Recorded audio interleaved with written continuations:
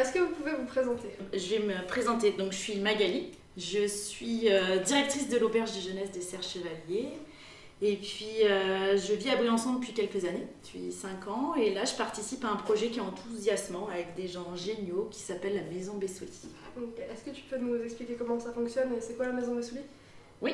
Alors, la Maison Bessouli, c'est une expérimentation qu'on est en train de mener au Bèze, à Serres-Chevaliers, à la Salle Les Alpes exactement.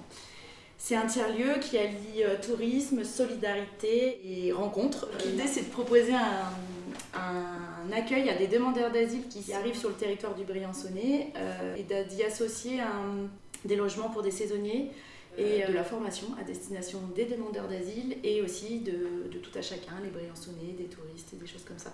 C'est un lieu de rencontre avant tout. Ok. Voilà. Le projet, il est né comment? Alors, le projet, il est né il y a 2 ans autour d'une bière, une soirée avec Romain qui travaille pour le collectif 14. Et en fait, on réfléchissait à un projet idéal, à un projet rêvé.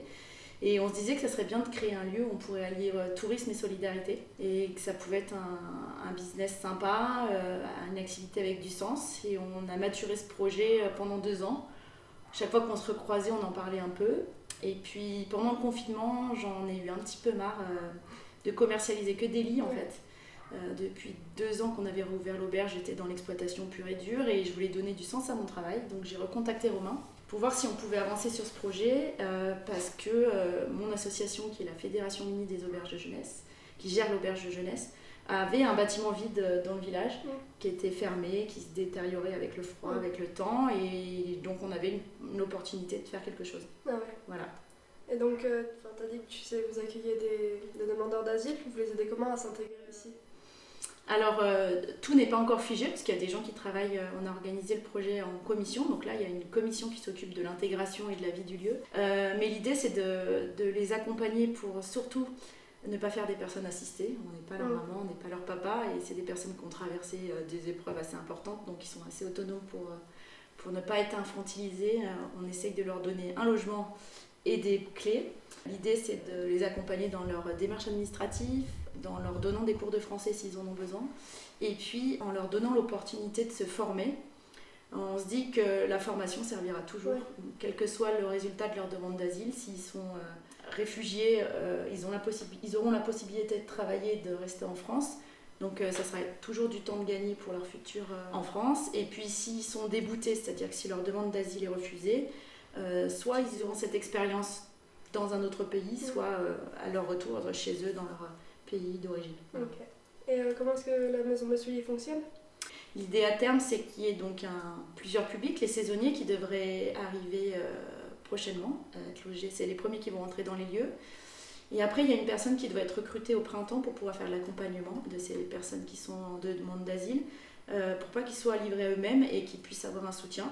Et donc, c'est une cohabitation entre ces différents publics, et puis il y aura des espaces communs de formation et de location de salles, des choses comme ça. Donc, c'est la cohabitation, le partage. Et puis la maison fonctionne avec l'implication de toutes les personnes qui sont logées, hébergées, les saisonniers et les demandeurs d'asile. C'est eux qui font vivre le lieu.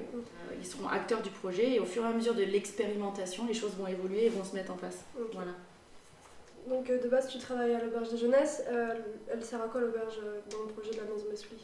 Alors l'auberge, elle a 2 vocations. L'auberge, elle est propriétaire de la Maison Bessouli. C'est la direction et les élus de mon association ont accepté de mettre à disposition la Maison Bessouli à titre gratuit.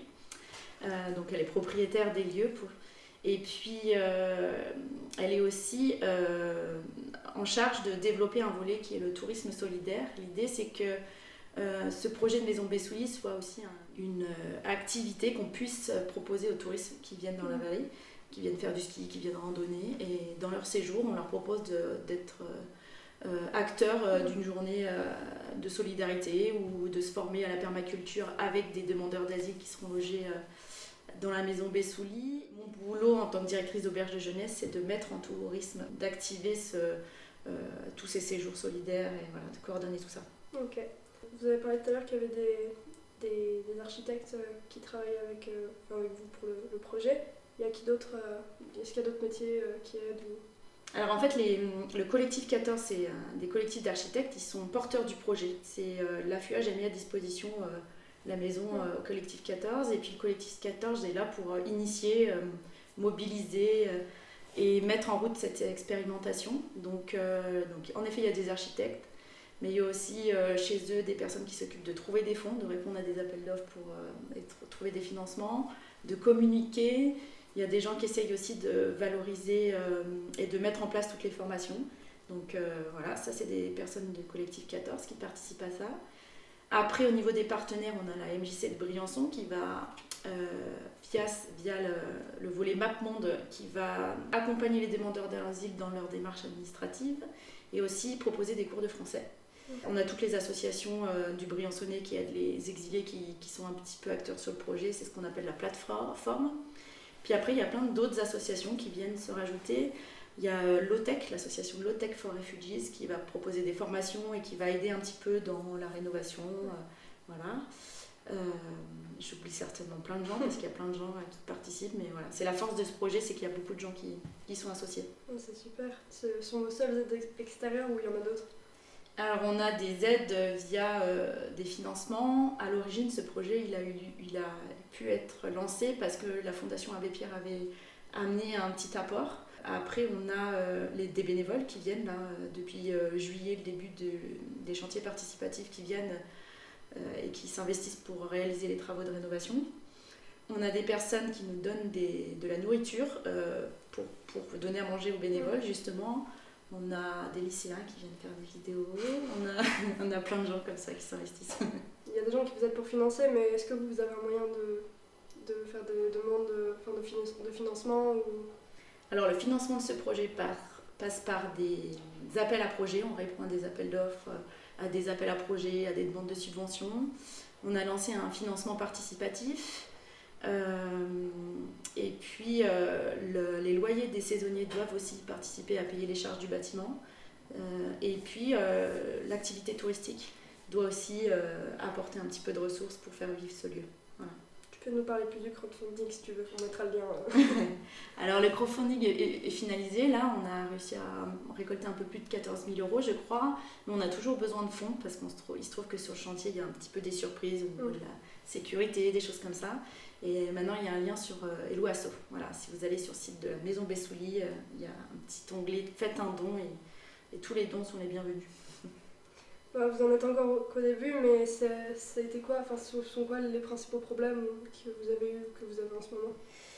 Je dirais des problèmes techniques au niveau du chantier. Sinon, on a besoin toujours de mobiliser des personnes qui sont motivées, impliquées. On a réussi à avoir des personnes un peu disponibles pour nous aider à monter des dossiers de subvention parce que ça prend du temps et c'est un peu touchy. Donc voilà, on a besoin d'experts en plomberie, électricité, ça c'est un peu plus difficile à trouver. Voilà. L'idée c'est d'avoir des gens motivés pour participer à cette expérimentation parce qu'en fait l'ingénierie du projet, vu qu'il y a beaucoup de secteurs, elle est complexe à mettre en place et on a besoin toujours de monde pour s'impliquer. Voilà. Et pour des questions plus personnelles, c'est quoi que tu préfères dans ce projet ? Moi j'aime bien une phrase qui dit ils pensaient que c'était impossible alors ils l'ont fait. Je trouve que depuis le début dans le Briançonnais sur le thème de l'exil il y a plein de choses qui ont été faites et qui étaient pour le coup inaccessibles quand on l'imaginait et ça ce projet c'était vraiment ça, au début c'était un rêve et on arrive à faire en sorte qu'il y ait quelque chose qui se crée et puis donc ce côté réaliser ses rêves et puis l'autre c'est la rencontre. Je suis ravie de pouvoir vous accueillir et de vous rencontrer. Je trouve ça génial d'avoir, par ce projet, de pouvoir rencontrer toujours autant de monde et de créer des liens. Et vous montez un projet de film et nous, ça nous sert. Ça pourra vous servir aussi à un moment donné. Voilà, c'est de l'enrichissement par la rencontre. Voilà. Ouais, donc c'est les rencontres qui te plaisent beaucoup dans ce Avant projet. tout. Et le partage. Ouais, on comprend. Moi, je suis, on va dire, facilitante. Voilà. Si ça peut aboutir, j'en serais très heureuse et si je peux aider à faire aboutir ce projet, facilitante. Je suis une personne ressource, on va dire.